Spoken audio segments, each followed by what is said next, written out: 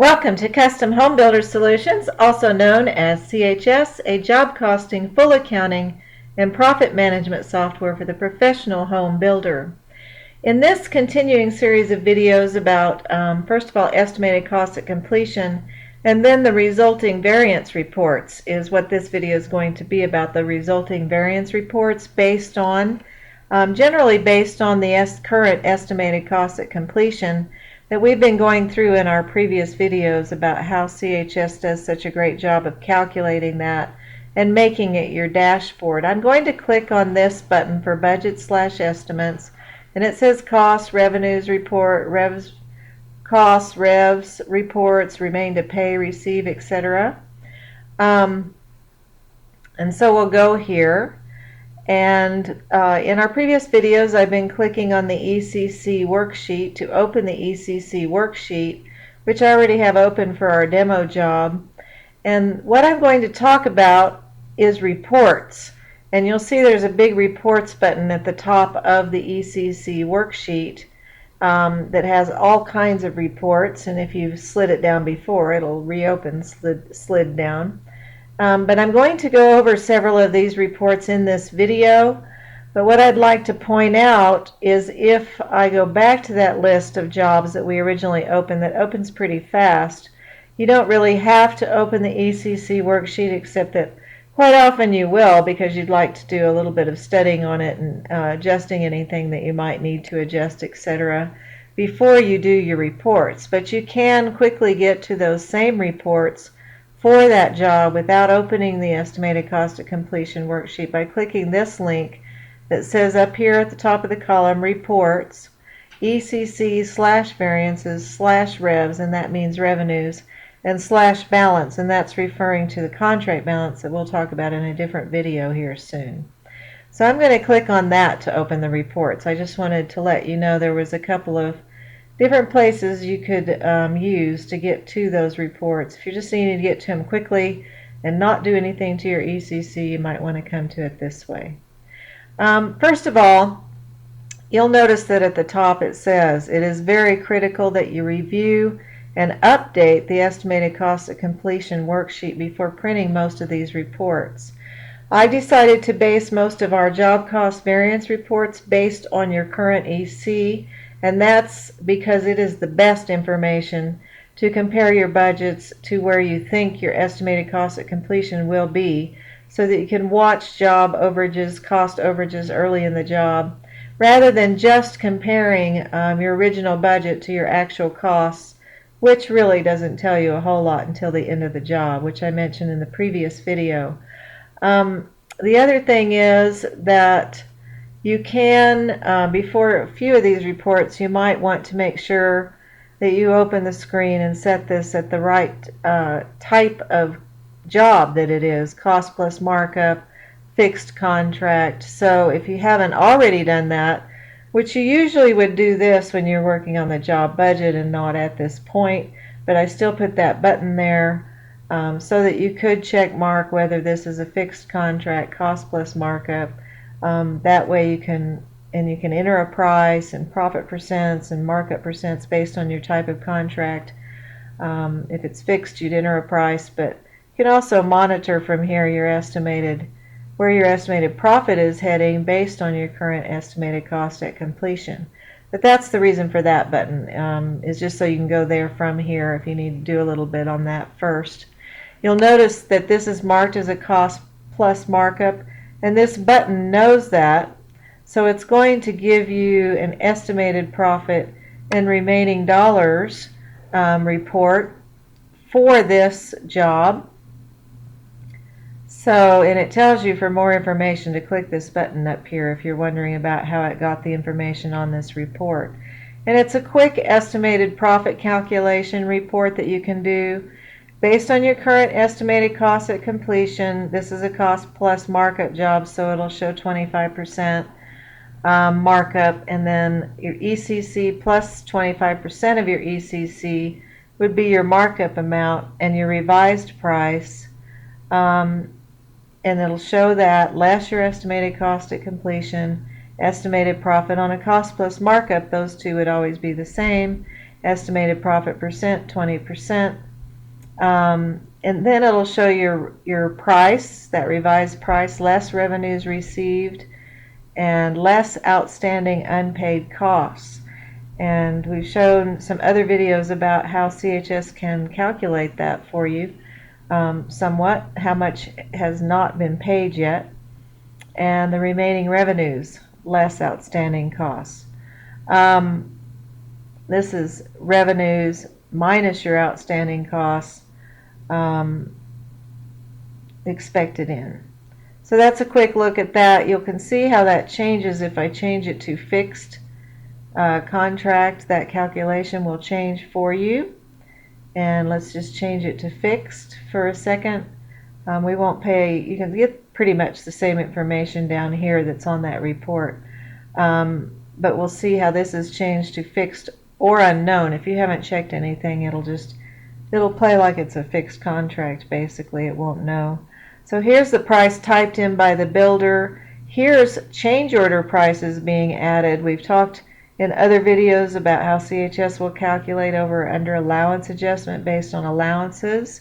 It's added all that together to come up with a revised price, less your estimated cost at completion to get your current estimated profit, which is 19.86%, and less revenues received and remaining monies, etc. The only difference if I change it to a cost plus fee, builder fee, between it and, let's just change that, and we've typed in a builder fee that's still remembering here, in order to get a 20% profit. And that builder fee is right here. You're showing it's our original profit amount. But CHS is also adding change order fees, and that's the difference between the price and your estimated cost, and it comes up with what your change order fees are to add to the builder fee to come up with your revised price and your revised profit. And that report would reflect that. I won't show it because it seems a little redundant. We'll get this set back to cost plus markup, which is what it is, and then go on from there. Now, the first button here, let me show you something else. If you click Help and you click this top one about estimated cost at completion, you will see that there are samples of all these reports here that you can open and see a sample of the reports, if you like, that I might mention here in this video. A hard copy sample. If you're just reviewing CHS, that's handy. The ECC with no notes means it's just going to give you the estimated cost of completion. Basically, it's a report of the estimated cost at completion. You can see here that if there's an XBY at the costs have been marked as done. See, we marked this 900 in the previous video as done. In other words, we realized we were not going to be paying the 900. Actual costs are 0. We marked those costs as 0, so the ECC is 0. It's calculating how much your ECC, or estimated costs at completion, are currently expected to be over or under budget. And if it's over, you'll see those in red, etc. So that's a basic, simple ECC report.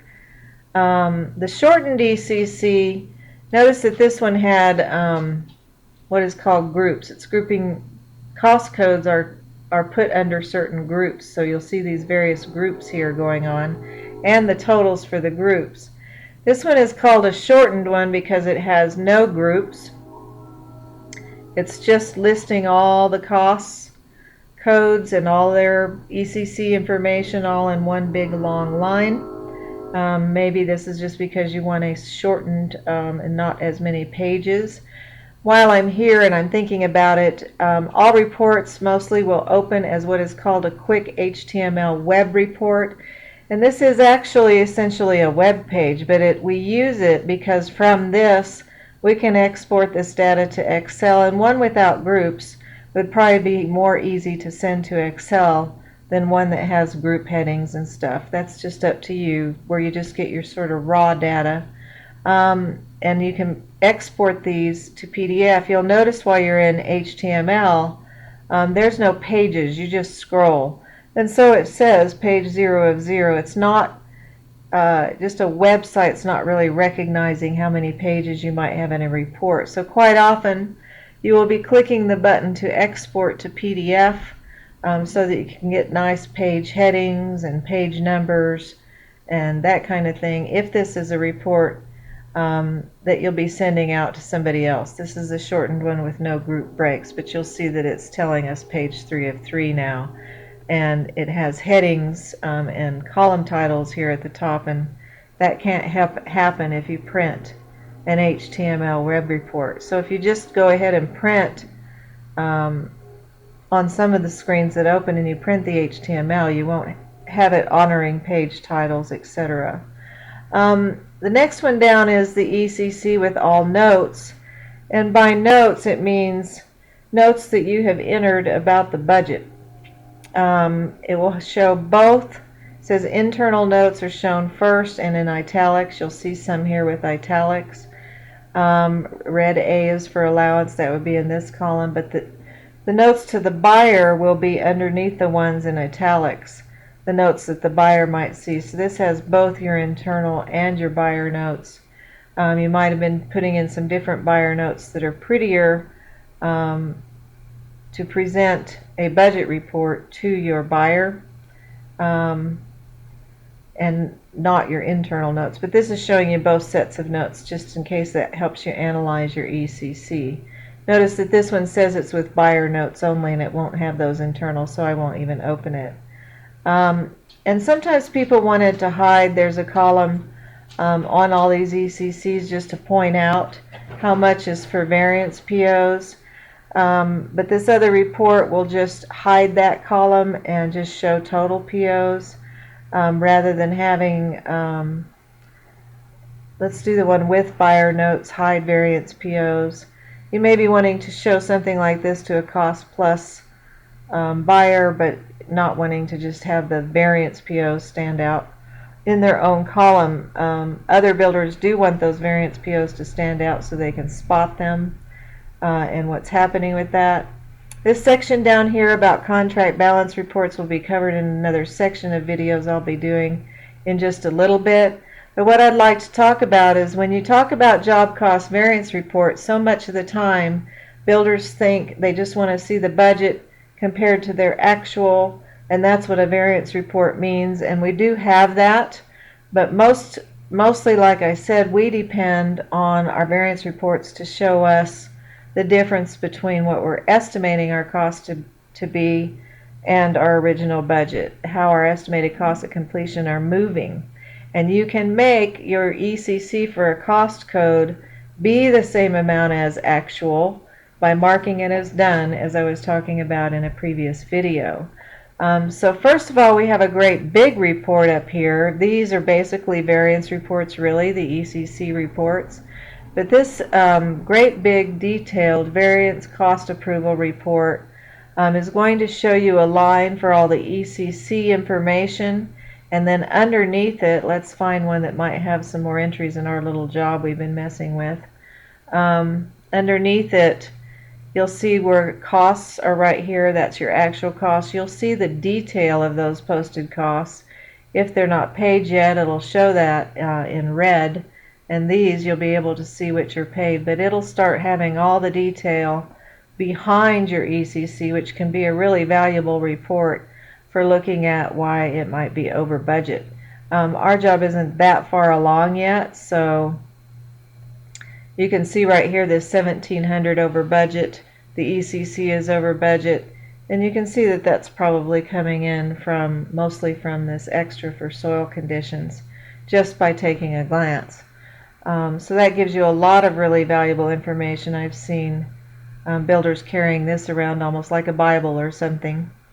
The variance cost approval report unpaid will show only the actual detail for unpaid stuff. So you can see here, just so you can use it to review, and maybe you want to just put an OK1 or an OK2 in. Actually, we'll show you whole other places. The reason these have in red here that they've been okayed is because the project manager has gone on the window for that for posted costs and check marked those. And so this gives you some good information about what's been checked and what's not been checked. This report is also available on that window where job managers are approving costs that have been posted. This cost code variance is actually the very same thing as the ECC with no notes. I just kind of thought that somebody might look for verbiage more like that and want to open it. And this is actually the same as the shortened ECC over here. And here's your simple budget. I showed it in the other simple budget / COs. Any change orders to actual, which does not use the estimated cost at completion and just simply shows you how much you budgeted, how much you estimated cost to be for change orders, the total of that, what actual costs have been posted so far. In green are the ones that we've check marked as actual costs being done. So the only ones that are actually really meaningful are the ones that are in green here, because the others are just waiting. And it might give you some information about how much you still have to pay on things, but really I say this report is only really valuable after a job is done to take a look at how much over or under budget it came in at. It's far more valuable to be watching your estimated cost of completion versus your budget than it is to watch that.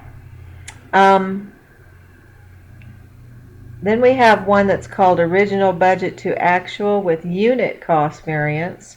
So when it opens, you can either do one based on any of your top 6 priority measures or specs that you set up when you set up the job. Most often you'll see this kind of report done based on living square feet. So let's click that one and see what happens. What we're going to see is the original budget, actual costs, actual over or budget.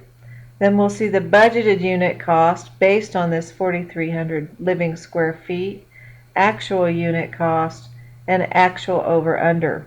So, the bottom of the report can give you some information about, once the job's done, the actual unit cost, how much per living square feet it was. We haven't posted very many actual costs for this yet, so that would be meaningless until we're done, but we budgeted that it'd be $81.63, I guess, per living square foot, really, is what that came out to. And it shows how much over or under per unit. But again, this report doesn't mean a whole lot until you're just like all done with the job, maybe. This particular report here, change orders compared to POs and actual costs, is here just so that you can see actual costs for change orders compared to purchase orders. The only way that CHS can decide if an actual cost is for a change order is if you did assign a change order purchase order to it. We found that people won't do as well entering bills and marking them as being a change order cost, a cost associated with a change order. They overlook doing that quite a bit, so I just encourage that when you do change orders, and if you watch my videos about change orders, you'll see me doing that.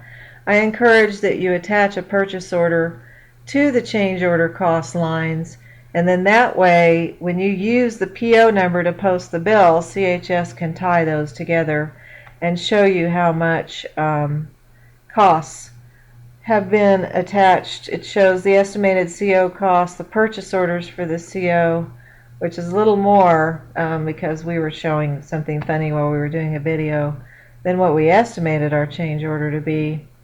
And then we can see how much cost, which was the same amount as the POs, has been attached to that change order, how much is over the price, and the price over under the estimated costs, and the price over under actual change order costs. So it looks like you lose a little bit on that particular change order, but it's because I've been messing with things. So this will show you about what you're making. This last column, if you've gotten your POs attached to all your change orders, you can see that you're maybe making about that much on those change orders. And then the one last thing before all of this section over here is about just actual cost reports, actual job cost reports, not variance, not ECC, And I'll be showing you those in some of the next sections. This is really about variance reports. If you have several homes, or if you maybe have a multi-unit complex, you could set those up to be in the same subdivision. It shows that this one is in the Peaceful Valley subdivision. And you can do some variance reports just for the subdivision. And that is only based on total budget versus actual, because it gets weird trying to put a bunch of jobs together with their ECC. So this first shows this job here. I don't think I have any others set up in the Peaceful Valley subdivision, but you would start seeing, if there was more than one job, you'd start seeing both jobs under electrical, so that you could see them all in one and then get some big grand total for the subdivision. This is a summary, and it's really kind of the same as our demo job, because we don't have more than one job, I don't think, set up for this Peaceful Valley subdivision. But if we did, you'd start seeing more than one job in a line here under each of these types of costs. That's all I think I'm going to talk about in this particular video. Look for some other videos farther down about about profit transfers, contract balances. And let's maybe just open this ECC report by stages. I've been talking about stages quite a bit, especially when talking about schedules and so on, but you set up some job stages and then you attach your cost codes to it, then you can produce a report of what you're estimating your cost to be for each stage that you're progressing through the job, rather than grouped by just the group heading like plumbing, etc. This is a stage. These are stages this builder set up. So therefore you can kind of see you're estimating your cost to be, which is this column here, the ECC. You can kind of do some forecasting with this and tell about how much you might be drawing for each of these different stages. And so that can be real handy to keep up with your estimated cost of completion and take a little forecasting look about how much that particular stage might cost you when it comes around in your progress of construction. All right, that is all I'm going to say on this video, and thank you for watching.